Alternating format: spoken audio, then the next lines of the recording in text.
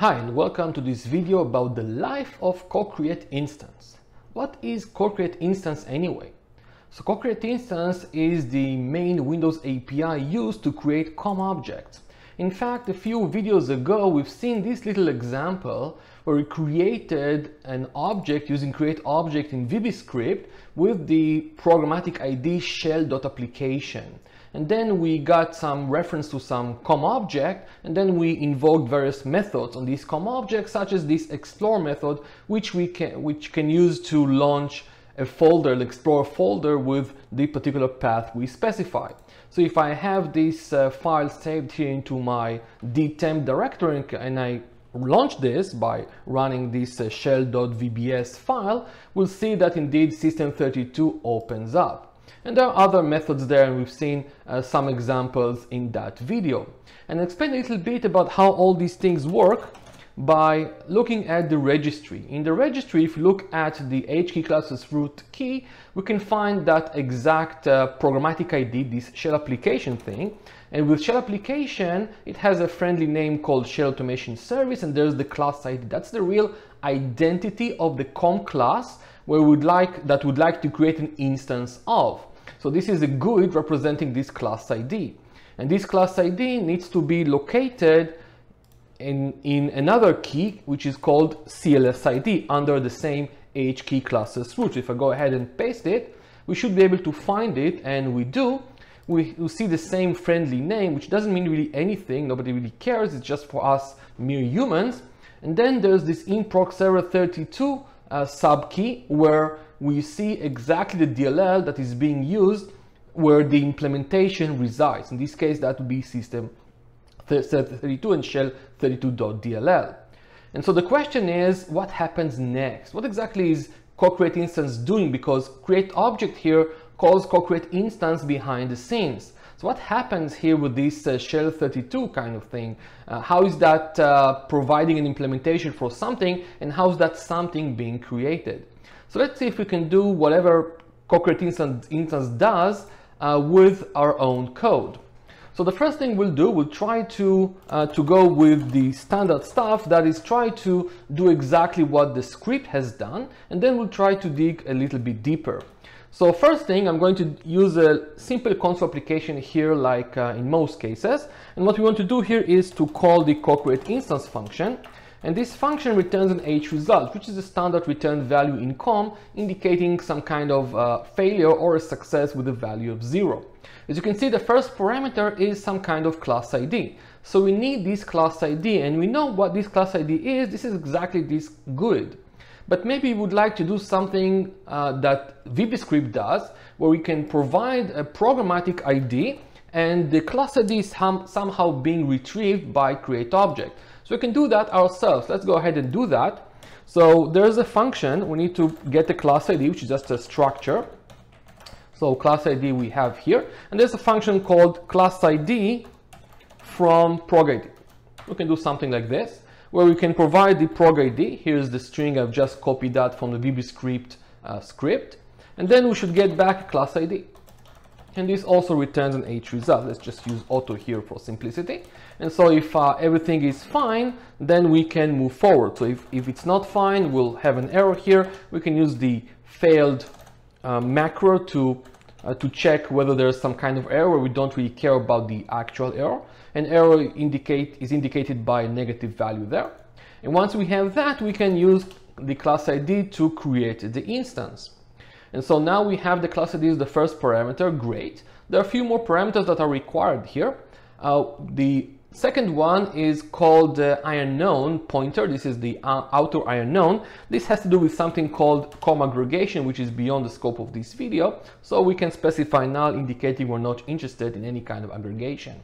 Then there's another parameter called the class context, whose meaning is to indicate where we would like the implementation to be coming from, because it is possible that the same class ID is implemented by DLL and an executable. So in this case, you might be able to select some kind of preference. If we don't care, which is the usual case, we can just say class context all, saying just find me an implementation, and we'll start searching from a DLL and then an executable if a DLL doesn't exist, and even could be potentially a DCOM class implemented on a different machine.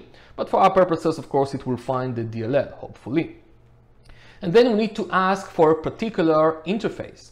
Now in VBScript, there's always one interface that can be used. The only one actually is called iDispatch, which allows late binding. iDispatch itself is beyond the scope of this particular example, but we'll try to find the more specific interface, because using iDispatch from C++ is kind of nasty. It's not very convenient. So I would like to have the better tool, so to speak, or for the job, which is supposed to be a very specific interface. It doesn't have to exist, but in this particular case, it does exist. And we can find it using a tool called the Olecom Object Viewer. So let me launch that. So I can launch the developer command window and use OleView here. And so here's OleView, and this is one of the tools provided with the Visual Studio set of tools, a pretty old one, but still good enough for what we want to do here. And I can go to all objects and search for shell.application, or in this case, we probably should be looking for the shell automation service. That is the friendly name that we see here, shell automation service. This is how the object viewer here provides the friendly name if it has one. So you can see here that in fact there are a few interfaces here. iDispatch is implemented, but there are some others, and we can look it up hopefully using the type information which is provided, because there's a type library, so there's some metadata there. And so we have a bunch of interfaces here. We have the classes as well. So we have the shell class, which I think is the one that's being created there, and it supports the iShell Dispatch 6 interface, and it derives from other different interfaces. So at least iShell Dispatch should be available to us, and you can see the explore method right here that we will be able to use. And so I need to get to this interface. So I need to know the GUID of this interface, which is provided here, and maybe it is also provided by some Windows header. So we can search for that in the documentation, perhaps, like iShell Dispatch. Maybe we'll find something like this. As it turns out, this interface is defined in this header called shellobj.h, and one of the headers that it actually defines.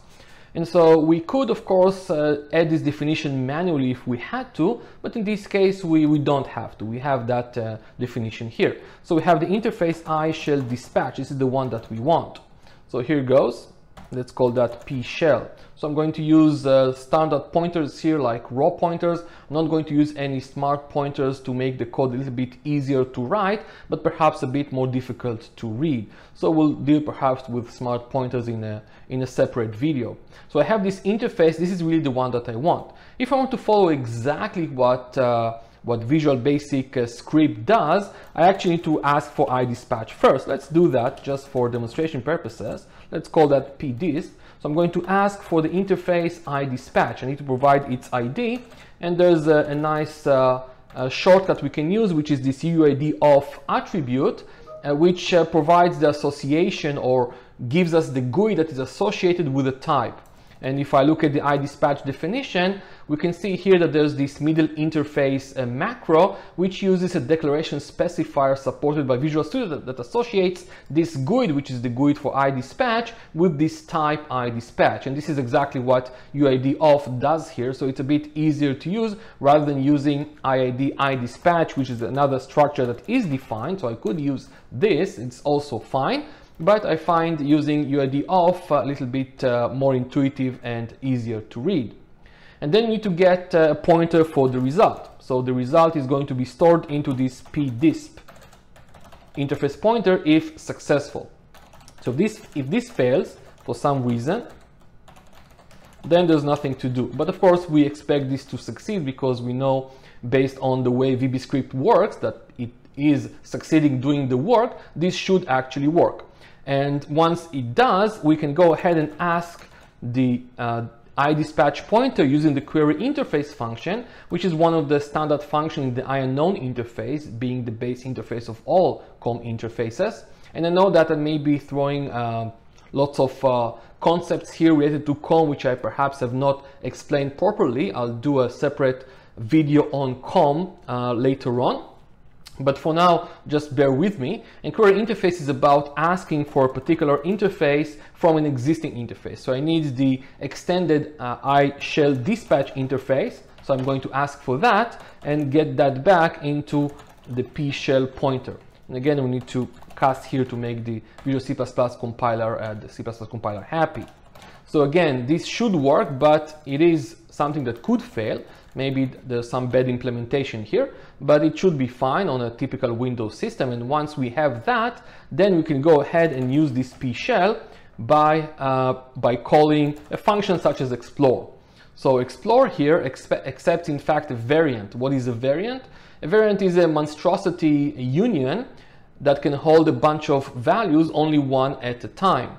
And so again, since I'm not using any wrappers here, we'll have to build the variant here ourselves. Let's call that param. And we need to fill out two things. The first thing is the type. And the type here is actually going to be a BSTR, which is the com string. So we need to provide some kind of string here. And the string itself should be placed here in this BSTR val part of the union. So if you just press F12 here, you can see what that looks like. This variant has this VT, the variant type, and then there's a gigantic union where only one value is valid at a time. Remember that a union makes all these variables part of the same memory. So now we need to provide the BSTR. What is a BSTR? It's actually a normal Unicode string, but it is prefixed by its length. And there are APIs for that. So let's just go ahead and use one of these APIs, such as sysalloc string. We're going to allocate a string, which is going to be here Windows system32, just to mimic the results that we'd like to get from the explore function, the same one that we got from the VB script. And now we can go ahead and call this shell thingy, and this should succeed. This should succeed, and we're essentially done. We should be able to see the explore window coming up. Now technically, since we obtained various interfaces here, we actually need to release those interfaces to make things clean up properly. It doesn't matter that much in this application because the application is going to shut down. Obviously all these interfaces will go away, but just to make it more, I would say, properly cleaned up, we need to release every interface pointer we retrieved. The last thing to do to make this actually work is to call the coinitialize function, which is used to initialize some parts of COM. I'm not going to describe exactly what it does, but suffice it to say that you have to call coinitialize, or its extended version coinitialize-ex, for every thread that wants to do any COM work. So not every process, every thread. In this case, we just have the one, but in a more complex application, if you have multiple threads and they want to do COM work, you have to call coinitialize or coinitialize-ex for each and every thread. Otherwise, further functions will just not work. So that's going to be our first try. So let's go ahead and see if this works. So I'm going to put a breakpoint here and we're going to go step by step. So I've built that, and we can run it. Let's run it. So the first thing is to convert this thing to a class ID, and this exactly does what you expect. It goes to the registry and finds the prog ID under HKey classes root and retrieves the class ID and returns that as a structure. Indeed, it works. We can see that even the debugger is smart enough to show us the friendly name for this class ID that we could have used directly if we so desired, but we're following the VB script model here. So once we have that, CoCreateInstance has a chance of succeeding. Of course, we want to then delve deeper into CoCreateInstance, but we have to start somewhere. So let's see if that works. And indeed it does. H result returns SOK, which is 0, which means success. We have a pointer to an iDispatch interface, but we want the more convenient interface to use. So I'm going to query for iShell dispatch and cross fingers that it is in fact supported. And fortunately it is, so we get something in pshell, which means we have a proper pointer. And now we're setting up this parameter as a variant and we're calling explore. And here goes. Indeed, we see the window popping up as expected, and then we can release interface pointers. Now we've seen in the registry that this thing is implemented in shell 32. So let's see if we can see something like that in the process itself. I'm going to run this again and look at the modules window here. There's the modules window. I'm going to sort it, and at this point, let's see. Shell 32 is not loaded. It's not loaded just yet, because it's not really needed just yet. However, CoCreateInstance somehow magically will load this DLL, because this is where the class ID is implemented. And once we do that, you can see that shell32 has loaded as part of the process address space. And of course, it will continue in the same way. Okay, so now that we have that working, you might be curious as to what does CoCreateInstance do. So what does happen behind the scenes with CoCreateInstance? So let's go ahead and take this CoCreateInstance. Let me just go ahead and do some copying stuff here. I'm going to put it here as the way this looks, so it returns an H result. I'm not going to use the macros here for simplicity. And you can see there's lots of junk here in terms of the SAL, the syntax annotation language. I'm not going to show that. It's not really important for our purposes. And what I want to do is to create our own CoCreateInstance. Let's call that CoCreateInstance2. Maybe call that my CoCreateInstance. And I would like to call my CoCreateInstance and achieve the same result as the standard CoCreateInstance. So let's see what that is actually doing. And so what CoCreateInstance does is, the first step is to call a function called getClassObject. And getClassObject is the one that's supposed to return a class factory. A class factory is a way to create the actual COM object that we want. So in the world of COM, creation is a two-step process. The first step is to retrieve some kind of factory. And the factory is the same as the factory pattern some of you may be familiar with from just normal object-oriented patterns, so to speak. And the purpose of a factory is to create other objects. The reason for this indirection is to provide more flexibility, although in practice it's not really used with that flexibility that much in true applications, but still that was the way it was initially designed. So we need to provide the class ID, the class context, so actually we're just going to copy it from the parameters that we get. We have the context, which is called here the WCLS context. Let's go with that. Then there's a reserved parameter. It's not really reserved. You can actually specify information here about a machine to look in for a server, but in this case we don't want to do that. We want to look locally only. And then we have the IID, and that is requested, which is RID here, and the returned value, which is PPV. However, the interface pointer here is actually not the one that is requested here. That's the final interface. Instead, what CoCreateInstance does is always calling CoGetAClassObject with a very specific interface, which is called iClassFactory, which is the default interface or the most common interface that is used for a factory for creating COM objects. And so the result here is not really the final information that we want to retrieve or return to the client. It's going to be the address of this local class factory. And we can of course get an H result here. If it fails, it means that this class ID might not be registered in the registry at all, because CoGetClassObject needs to find the class ID in the registry. So if it's not there, or some other bad thing happens, such as the class factory doesn't support this interface, then there's nothing we can do. But once this works, what happens here is that the class factory is using a function called CreateInstance, which is part of the iClassFactory interface, which is used to create the object. So I'm asking the class factory, hey, class factory, please create an object for me, given the following information. And the information here is the IUnknown outer, which is provided here by CoCreateInstance. And so whatever, we just pass it forward for aggregation purposes, which, as I mentioned, is something that is way beyond the scope of this video, and null is perfectly fine. The interface that is really requested by the client, that's the RID provided by CoCreateInstance, and the result really where it's supposed to land. And so we need to get the result of that, and then we need to release the interface pointer for the class factor and return the H result.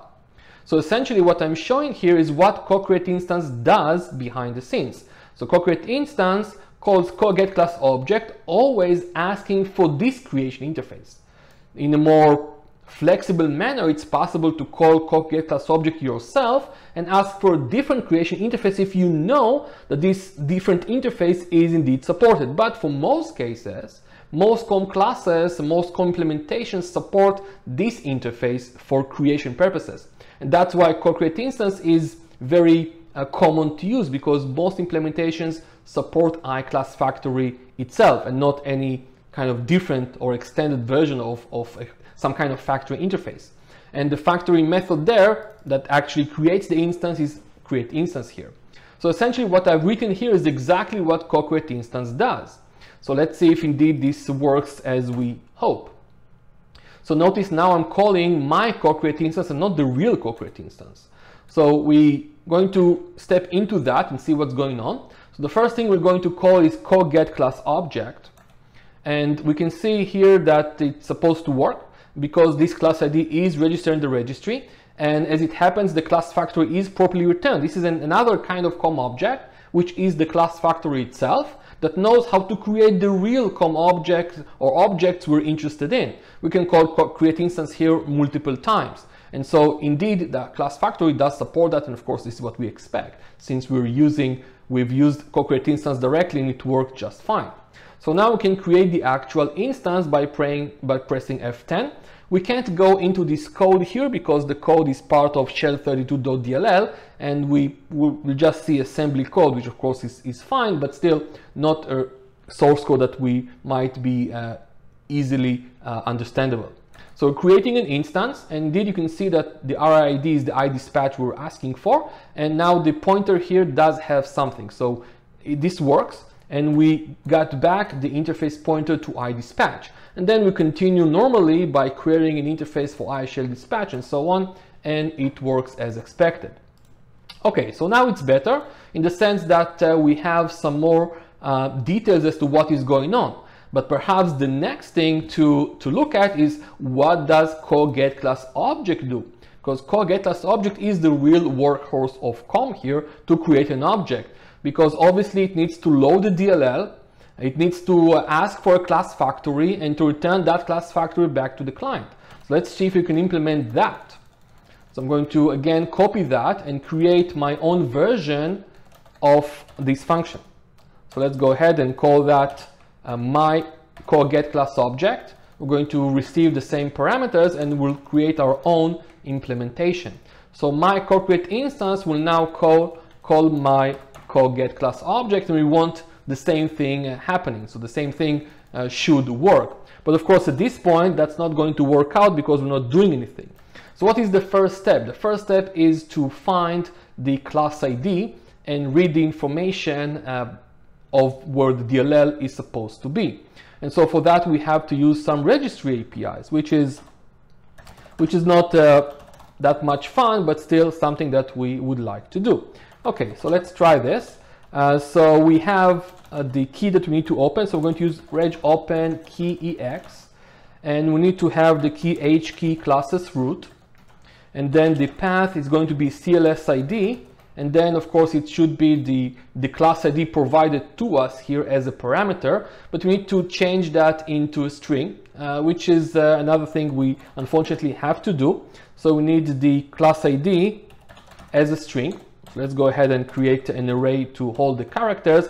I'm going to use a function called maybe class ID from string or something. So class ID from string will do the work for you, essentially saying, okay, give me a string, I'll create a class ID, but in fact what we want is exactly the opposite.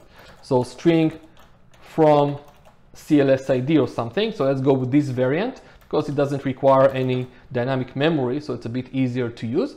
So I'm going to provide the class ID, and then we need to provide the buffer where the result should land, which is here, and then the maximum number of characters that we have that I can accommodate, which is 64 in this case, which is enough to get a proper GUID. So this should work. Again, it returns probably an H result, but not actually returning the number of characters that was used. Anyway, this should work because it's a fairly straightforward function. So once we have that, now we need to append that to this thing. So it's a bit inconvenient. Let's take a string here. Let me add an include here for string. So we have something more convenient to work with without just breaking our teeth with using C APIs. So let's call that path. And I'm going to take the start with CLS ID and a backslash. And then we'll just go ahead and append that with the string variant of the class ID, like so. So I'm going to pass this here directly. We need just to provide the path to the string. in this way. So next we have some options which are not interesting for this API. We want to perform a read operation for the key, and we should get the result there as H key. Okay, like so. So if error is not 0, this is the way the registry APIs work. So error success, so to speak, it's different than the perhaps most Windows APIs that return some kind of boolean, and there's get last error. In this case, get last error is not really used, and so we have to check that, and if there's a problem, let's just return that problem. And then we'll go ahead and read the value there. But which value do we actually need? Going back to the registry, we actually need the subkey inproc server 32, in fact, and not just the key here. So we need the inproc server 32, which is the one that is used for a DLL. So I'm going to just cover the DLL case, not the executable case. Maybe look at the executables in a separate video. So that means I have to actually do some more work here. I need to also append in proc server 32, like so, and then pass the key that would like to actually open. So now we need to read the default value here. You can see there's a default value. We need to read the string here, which is supposed to be the path to where the DLL is stored. So we need some DLL path here. Let's use max path here. And we need to read the information from the key. We're using something like a reg query value ex or something like this.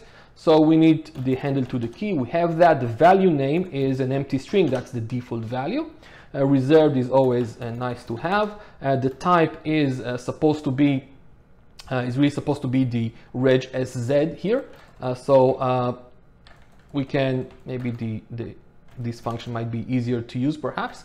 So we have the subkey. So we have query value, the key, the subkey, and the data itself.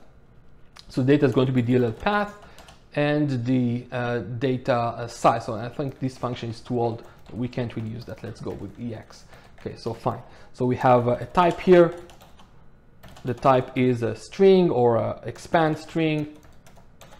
So let's do that.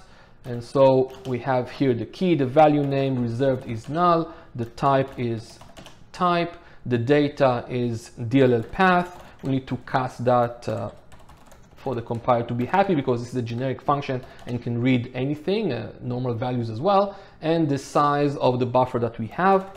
So we'll have to go ahead and use a size here as well. That's going to be the size of DLL path. The size has to be in bytes. So if that works, again, we have the error here, and we'll do the same thing. If it's not error success, which actually is 0, then we'll just return with whatever error we have there. Now that we have the path, we can move to the next stage. The next stage is to load this library. So I'm going to load the library. I'm going to call load library with the DLL path we retrieved. So technically, COM actually uses call load library because it uses some kind of internal mechanism for managing the reference count, so to speak, of the DLL within the process. Let's use that. That's fine. We can use that, and we'll get the handle to the DLL just like the normal load library function.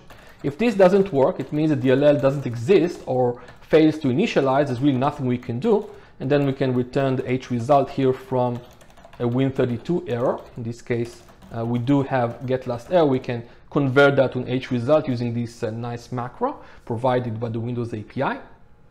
And now, once DLL is loaded, the question is what's next? We need to get to the class factory. So what is happening here? How will we get to that information? So let's go ahead and open total PE here, some kind of PE viewer, and load shell 32. This is where the DLL is supposed to be, the particular example we're using here.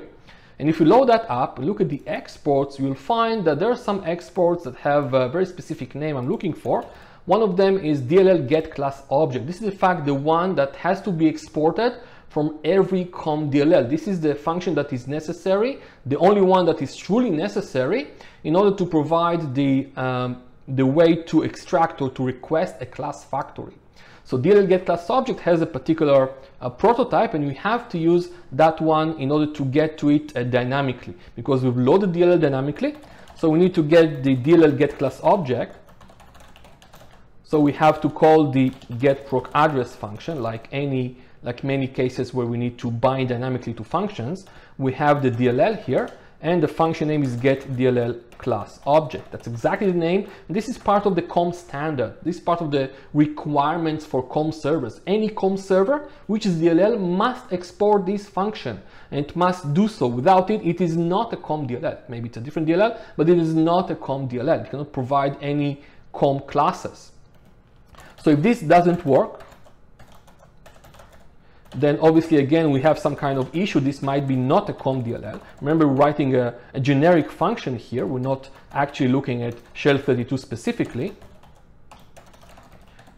Then there's nothing to do. But in fact, what we want here is the DLL get class object, the way this is defined. So there's this definition for this function, what that should look like, and you can see the parameters here. So I'm going to just go ahead and use decal type here, the C++11 keyword here, to make it easier to perform the correct casting to the type that DLL get class object represents. So this is just a function pointer here, what we're getting back. So now we can go ahead and call this function finally. So DLL get class object, going to call this function, and the parameters here are the class ID, which of course we have. We got that in my specific this CoGetClassObject function, the interface that we need for the class factory, whatever interface that is, and of course it's going to be, in this example, we're going to call it with iClass factory, but we don't necessarily have to. So CoGetClassObject, which gets the interface that is required here as a parameter, so it's really just asking for whatever the client is asking for. There's no guarantee this exists, of course, and we get the result back here. In fact, from that point, there's really nothing else to do except return whatever we got here, which is the H result itself. And the pointer should land in PPV if in fact the creation interface is supported. So now the DLL itself needs to provide this implementation. And that side is something I'll demonstrate in a separate video. We're just looking at the client side here, but this is really everything that CoGetClassObject does in case of a DLL. So of course, this is just code. Let's see if it actually works. So I'm going to call my CoGetClassObject here and ask for iClass factor, and this should work. But now we can see things in a step-by-step manner. Let's see if it compiles and runs. So at this point, I'm going to call my implementation. So the first thing to do is to take this class ID, which we have here, and convert that to a string. So here goes, here's the string. Looks like this. You can see it starts with 13709 and so on. This is supposed to be the same one here, 13709, so seems to be correct. Then we need to create our path. So here goes, here's our path. Indeed, it's class ID, the class ID itself, and improc server 32. So we should be able to open the key successfully. And we do, error is 0, which means everything is fine. We have a handle to the registry key here. So the next step is to read the value, and the default value, which is supposed to be the path to the DLL. So let's do that, see if that works. So DLL indeed is loaded, the path is system root, system32, shell32.dll. So great, this worked. So now we need to load the library. So at this point, if you look at the process address space, again, at this point, shell32 is not here. Once we do that, it should load up. And now it's supposed to be here. Let's see. So it doesn't work. Something doesn't work here. It fails. So we need to fix some kind of bug that we have here. Let's see what the bug is. So we have 7E. Let's go ahead and provide some description here. So module not found, essentially saying the DLL path doesn't exist. And the reason is that we have this probably % system root %, which is not properly interpreted by coload library. It's not using the environment variables properly for this purpose. So that means we have to do a little bit more work for me, I guess. So before we do that, we need to use some function like expand environment strings to say, okay, let's take an existing string, which is DLL path here, and then try to replace everything there with the expansion of environment variables if they do appear in that string. And I'm going to try to return the information back to the same thing. I'm not sure that's going to work out. I'm not sure the function supports that, but we'll try. If not, we'll just create a new string. So we'll do that first, and then we'll try to load the library here. So let's go ahead and run this again. Put a breakpoint here to make it easier to find. Here's our breakpoint. Let's go ahead and try that. So let's see what we got. And it works. Now we have the full path normally. So CoLoad library has a chance of working. Let's go ahead and try that. And indeed it works. We have a handle to the DLL, and DLL has been loaded into the process address space. So shell 32 is now here. So the next thing to do is to find the function DLL get class object. So I've messed up the string here. It's DLL get class object and not the other way around. So that's not going to work out. So let's try it again. Here goes. So now we're going to get a pointer to this function, and you can see the pointer is correct. So we get something, and we simply call the function. We simply call the functions, really nothing else we can do, because the creation of the class factory is on the server side, that is on the shell 32 DLL. And then we get the result back. And as we have this result back, we have the pointer to the class factory. It seems to be working fine. Then if I go ahead and press F5 to run everything, it should work as expected. So what we've seen here is that we have the implementation, or an alternative implementation for CoGetClassObject, which shows you exactly the steps that are taking place here. Here's another kind of summary here in a slide for CoGetClassObject. The first thing to do is to locate the class ID under HKeyClasses root CLS ID. Look for improcserver32 subkey with the DLL path in the default value. Load that DLL, and then ask for the function DLL get class object, exactly that name, by calling something like get proc address. And then call that function with the parameters provided to CoGetClassObject and return that back to the client. In this case, the client is in many cases CoCreateInstance, but it could be called directly if we want to have some kind of custom creation interface, maybe not iClass Factory, but something different that we know is supported by that module. So there you have it. Hopefully it provides some insight as to how client stuff work in COM. In the future video, we'll take a deeper look into the server side of COM and see how that would be implemented in some way to make all these things work from the other side. This is just the client side, trying to create a COM object and use that COM object.